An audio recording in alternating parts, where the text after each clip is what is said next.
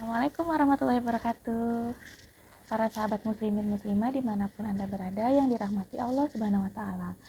Pada video kali ini kita akan mendengarkan ceramah singkat dari Syekh Ali Jaber tentang kunci kebahagiaan dan keselamatan. Mari sama-sama kita simak ceramah singkat dari beliau. Rasulullah sallallahu alaihi wa alihi wasallam bersabda, "Ittaqillaha haitsu ma kunt." Bertakwalah kepada Allah di mana kamu berada. Takwa kunci dalam segala hal. Takwa dalam hal ibadah. Takwa dalam hal mencari nafkah dan rizki. Takwa dalam di masjid. Takwa dalam perjalanan. Takwa dalam rumah tangga. Takwa saat belajar. Takwa saat mencari dunia. Takwa untuk memperjuangkan untuk mendapatkan ridha Allah Subhanahu wa Ta'ala. Kunci kebahagiaan takwa, kunci keselamatan takwa. Allah Subhanahu wa Ta'ala menjanjikan orang yang diselamatkan dari siksa neraka Jahannam adalah orang yang muttaqin. Mudah-mudahan kita sekalian menjadi orang yang bertakwa di sisi Allah Subhanahu wa Ta'ala. Ma'asyiral muslimin,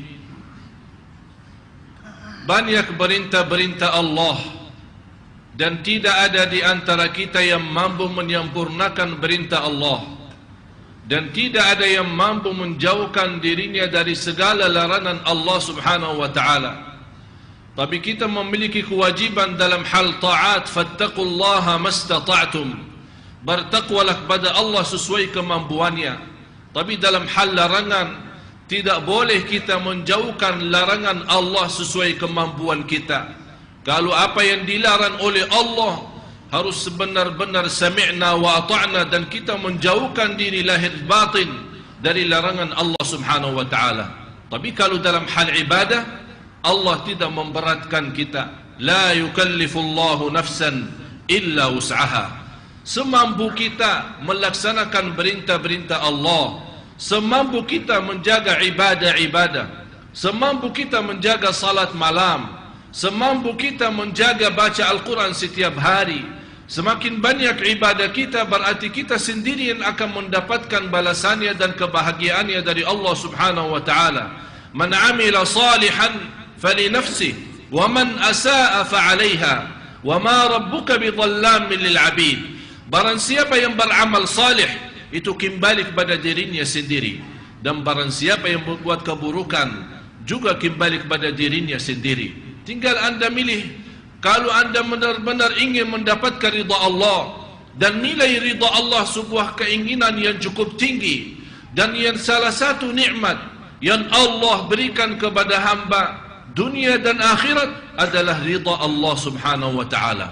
Itulah keinginan para alim ulama, keinginan para awliya, keinginan para salih dan salihah, ingin mendapatkan ridha Allah Subhanahu wa Ta'ala. Karena mereka yakin dengan ridha Allah kita mendapatkan segala urusan kita diterima oleh Allah dunia dan akhirat. Ma'asyiral muslimin yang dimuliakan Allah Subhanahu wa Ta'ala, salah satu menuju ke ridha Allah Subhanahu wa Ta'ala memakmurkan masjid.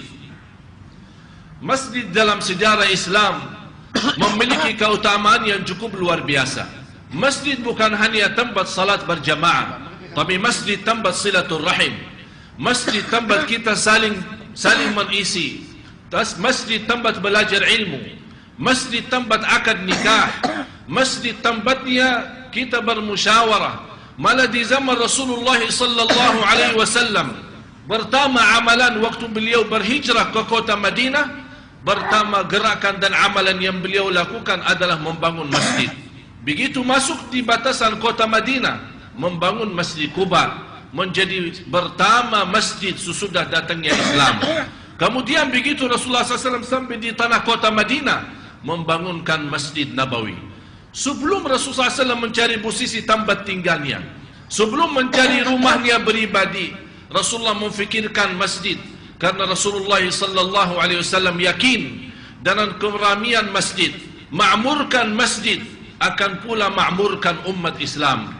Begitu juga pula umat Islam menjadi tanda kekuatan umat Islam, tanda kemakmuran umat Islam, dan juga tanda suksesnya umat Islam lihatnya dari masjid. Kalau kita melihat sejarah Islam di zaman para sahabat, di zaman para tabi'in, para ulama ahlus sunnah wal jamaah, di zaman Imam Maliki, Hanafi, Syafi'i dan Hanbali rahimahumullahu ta'ala, kalau kita kembali kepada sejarah mereka, melihat mereka benar-benar mengutamakan masjid, menghargai masjid, mengagungkan masjid. Malah Rasulullah sallallahu alaihi wasallam sudah menjanjikan orang-orang yang menggantungkan kalbunya ke masjid, mencintai masjid dan senantiasa mengutamakan masjid dalam segala urusannya dan tidak pernah menjauhkan diri daripada masjid, akan terjamin mendapatkan husnul khatimah dan juga di hari kiamat mendapatkan ridha Allah Subhanahu wa taala. Baiklah sahabat muslimin dan muslimah, tadi telah kita simak ceramah singkat dari Syekh Ali Jaber tentang kunci kebahagiaan dan keselamatan. Semoga video singkat kali ini dapat memberikan manfaat bagi sahabat muslimin muslimah dimanapun Anda berada. Wassalamualaikum warahmatullahi wabarakatuh.